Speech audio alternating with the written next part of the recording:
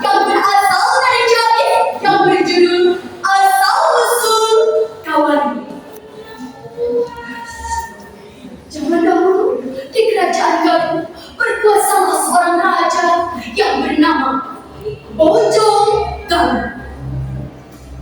Yang konon menurut ceritanya adalah raja palsu karena nama aslinya Ki Bondan. Ki Bondan memiliki seorang permaisuri cantik yang bernama Nyi Ujung Sekar Jingga. Di negara tersebut juga terdapat resi yang disegani dan dihormati oleh masyarakat. Seperti halnya pada raja. Ia bernama Ki Ajar Sukaresi. Dikisahkan, Raja Bojong Galuh ingin mencoba kesaktian sang resi. Ia lalu mengutus pengawal untuk menjemput sang resi ke istana. "Oh, jemputlah Ajar Sukaresi sini. Aku ingin mencoba seperti kesaktian dia." Perintah sang raja. "Tolonglah Gusti Prabu." Pengawal menjawab, kemudian pergi menemui Ki Ajar Sukaresi. "Maaf ya Ajar, aku diutus raja untuk menjemputmu ke istana menghadap beliau." Ki Ajar Sukaresi pun manut dan ikut bersama pengawal ke istana. Sesampainya ia di istana, ia disuruh menaksir kandungan yang dikandung oleh permaisuri. Apakah anaknya laki-laki ataukah perempuan? "Aku sudah mendengar kesaktianmu, Wahai Resi. Sekarang kau buktikan padaku. Bila kau benar-benar sakti, coba buktikan bahwa yang sedang dikandung oleh istriku laki-laki ataukah perempuan." Raja bertanya dengan bohong. Sambil menembakkan sihir, sang resi menjawab, "Allah beri amat baginya. Hamba bukanlah manusia sakti. Hamba tidak memiliki kesaktian apapun. Kalau dari itu, hamba akan menaksir kandungannya dan permaisuri."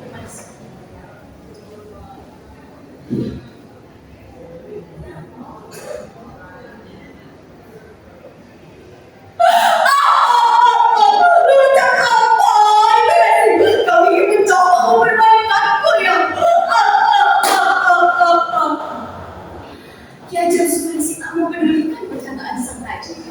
Ia terus berdoa dan berpikir agar tahu anaknya sedang dikandung oleh permaisuri laki-laki ataukah perempuan.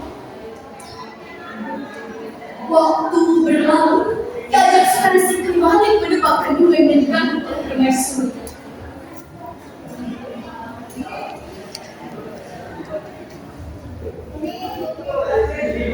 "Baiklah Raja, aku sudah mengerti. Anak yang dikandung permaisuri adalah laki-laki." Demikianlah jawaban Ki Ajar Sukaresi. Sebelumnya, ia sudah waspada karena tahu bahwa raja sedang menipu. Pada saat itu, raja sengaja menipu Ki Ajar Sukaresi untuk menghancurkan power atau wibawanya. Raja memerintahkan kepada istrinya untuk menyimpan kuali di dalam perutnya dan terus ditutupi oleh kain. Tentu saja, perut Ujung Sekar Jingga benar-benar bersemayam hangat. Mendengar jawaban Ki Ajar Sukaresi, Ki Bondan pun tertawa terbahak-bahak. Kamu salah, Rei. Istriku sedang tidak mengandung. Banyak kelahiran yang ada di dalam perutnya. Karena engkau menjawab salah, maka engkau harus dihukum panjang. Jawab raja sambil tertawa terbahak-bahak. Untuk membuktikan ucapannya, raja memerintahkan kepada istrinya untuk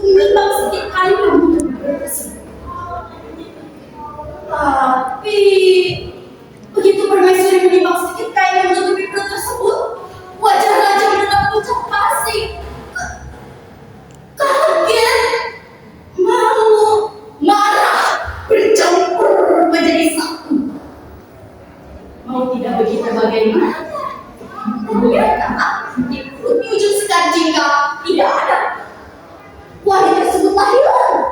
Sebagai gantinya, perut Yucu Sekar jingga benar-benar hamil dan benar-benar besar. Raja mengakui kekalahannya. Dengan malu, Raja memerintahkan Ki Ajeng Sukaresi untuk kembali ke ketapaannya di Gunung Padang. Baiklah, Resi. Aku mengakui kehebatanmu. Terima kasih telah memberi pelajaran. Sekarang, aku persilakan engkau untuk kembali ke pertapaanmu di Gunung Padang. Ki Ajeng Sukaresi pun lantas kembali ke ketapaannya di Gunung Padang. Namun ternyata dia Raja memerintahkan kepada prajuritnya untuk membuntuti Ki Ajeng Sukaresi dan membunuhnya. Dasar Ki Ajeng Sukaresi sakti, prajurit yang mengeroyokinya kalah dengan mudah. Tapi walau demikian, akhirnya Ki Ajeng Sukaresi pun mengalah. Ia pun tak melawan. Dengan tubuh yang penuh luka, ia melanjutkan perjalanannya ke ketapaannya di Gunung Padang. Kembali ke masalah Kuali, ternyata Kuali tersebut secara goib telah ditendang oleh Ki Ajeng Sukaresi. Ki Ajeng Sukaresi memohon kepada Yang Maha Kuasa agar perut Ki Ajeng Sukaresi jingga benar-benar hamil. Dan ternyata dikabulkan. Ketika lahir, memang anaknya benar-benar laki-laki. Dalam satu versi cerita, anak tersebut diberi nama Cium Wadara. Tempat jatuhnya Kuali yang ditendang oleh Ki Ajeng Sukaresi diberi nama Salma Banjir. Nama tersebut berubah menjadi nama Kawalu. Nah, di tempat inilah munculnya mata air yang tiap hari keluar dan menjadi sumber mata air yang diberi nama Cikawali. Tempat tersebut berada di dalam situs asal negeri Kuali. Selama dalam perjalanan pulang, Ki Ajeng Sukaresi berjalan dalam keadaan penuh luka, malah sempat jatuh layaknya posisi orang tidur. Tempat tersebut diberi nama Cigenang, berasal dari kata gedeng atau kalau dalam bahasa Indonesia yang berarti posisi tidur. Di suatu tempat Ki Ajeng mengeluarkan darah berwarna kuning. Tempat tersebut diberi nama Cikoneng, berasal dari kata gedeng atau kalau dalam bahasa Indonesia yang berarti warna kuning. Ketika Ki Ajeng hampir sampai di pertapaannya di Gunung Padang, Ki Ajeng Sukaresi kembali mengeluarkan darah berwarna bening. Tempat tersebut diberi nama Ciherang, berasal dari kata herang atau kalau dalam bahasa Indonesia yang berarti air bening.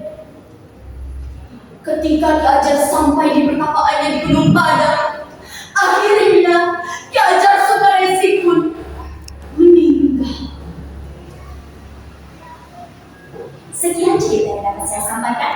Mohon maaf bila ada kesalahan ataupun kekurangan. Wabillahi taufiq wal hidayah. Wassalamualaikum